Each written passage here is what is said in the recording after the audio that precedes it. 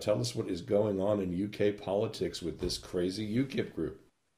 Okay, well, I suppose UKIP would be considered a kind of maybe an equivalent to the Tea Party in America. They may be sort of considered the fourth party in terms of size, but you know that's arguable at this point. So last week there was a by-election in Clacton, and it was contested by a guy called Duncan Carswell, who had defected from the Conservative to join UKIP, because UKIP you could consider a kind of more extreme version of the Tory party, although again people would argue against that. And it's really interesting because UKIP is led by a guy called Nigel Farage, who's kind of casts himself as this man of the people, anti-elitist, but you know he's been a stockbroker all his life, and now he's a professional politician. Comes from as elite a place as you could, and watching him and Carswell give these victory speeches, because they won the by-election quite handsomely in the end. To watch them give these victory speeches, you would say they may be men of the people, but I don't know what kind of people. And the walk into Parliament that Duncan Carswell had to endure. So when somebody gains a seat, they have to go through this very ceremonial moment where they walk down the House, the Commons main room, and all the politicians are watching them. To see his former colleagues all staring at him in this kind of somber way was really interesting. But was he not the Tory politician for that particular seat? So he basically he was the Tory. So he basically kept his seat by switching stripes.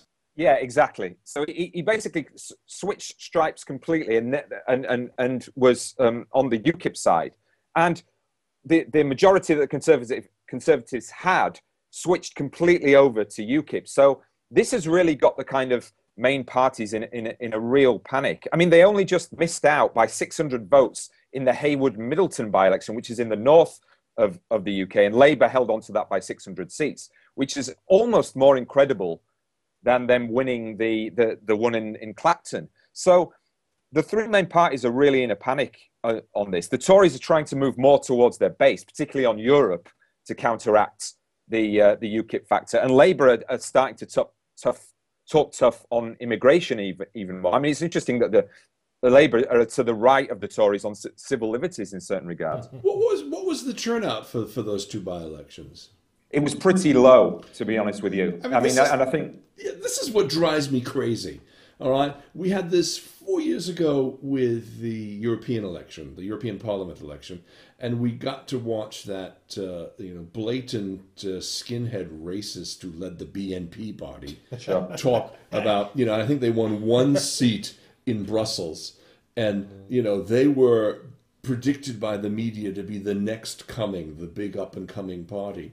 Sure. Yet when it came time to the general election a year later, 70% of the voters actually turned up and voted, and the three big parties, it was status quo. Well, now we're seeing the same thing with this rise of UKIP. Exactly. I mean, every newspaper I saw, all those free papers they hand out, was talking about the rise of UKIP, the rise of UKIP. How much of this is real and how much of this is red herring? That's a very good point, because I think it's Nigel Farage, for example, the leader of UKIP, is in effect a media creation.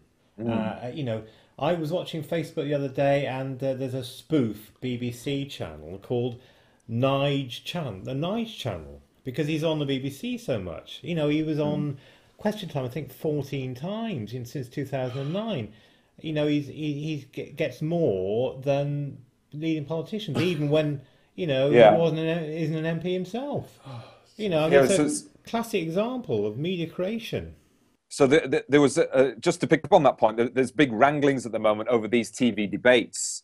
So last time, I know in America, obviously, the TV debates are a big thing and a tradition, but we only had them over here in the last election for the very first time. So there's kind of wranglings over the format of what those debates are going to be. And there were outcry, particularly from the Green Party, who have had an MP for quite a long time, that they were going to be excluded from these TV debates, whereas Nigel Farage was, because he's a good story, essentially, was going to be allowed onto these debates. And the debates are a big advantage for those parties who are lower in the polls, because it gives them the exposure they get to stand next to David Cameron and challenge him on what he's saying, which the media obviously doesn't offer them the rest of the time. Well, and you've got this spectrum of parties. I mean, as best as I can tell, there are 6 parties that should be in the room. At the far right, you've got the BNP. And then maybe the next step in is UKIP, and then you've got the Tories. Then as you get more towards centre left, you've got Labour, and then the Greens. And that's those are your main parties that should be in the room and should be part of that. I'm sorry, I forgot. Greens, Lib Dems. Everybody forgets the Lib Dems. Have you noticed that? Everybody forgets the Lib Dems because of their strange. So after Labour come the Lib Dems and then the Greens. I mean, it's just insane. You'd have to have 6 podiums up there. That whole media debate thing that you were touching on there, Dario. I mean, that's a huge issue because, as you say, it was the last election. That was the first time. And, within the BBC and media organisations, there's a huge number of complaints from parties who say, we should be on that debate, and in fact, they've got, I think, there are special departments that deal with complaints from political parties, So, in a sense, they, in fact, the BBC and ITV and others, they're on a hiding to nothing in relation to this. But you're absolutely right. I mean, there needs to be some kind of formula for that. I mean, Caroline Lucas in Brighton, the Green MP, they have a valid argument. They should be on that debate, Yeah, absolutely right. I mean, I think... And then you go up to Scotland, you get the same thing with the SNP. And you've got here applied. And at what point do you start to draw the line? I'm sorry, Dario, you were about to say something. No. I think one of the interesting things is how the debates, these TV debates might actually benefit Ed Miliband. I mean, there's been real rumours because of the problems that UKIP is causing the Labour Party. There's been real rumblings about and criticism from his own party for the first time that is Ed Miliband, the person to lead the Labour Party into the next general election. There were even rumours that there may be a coup from somebody like Alan Johnson, but again, I think that might have been just kind of Westminster talk. But yeah, the whole kind of issue of how these debates are going to be structured, I think, is something that is going to be argued about behind closed doors, I think. Yeah, that's all. We would call that in Washington, D.C., inside the Beltway, so we'd have to call that inside the M25 that's right. circular or orbital, discussion.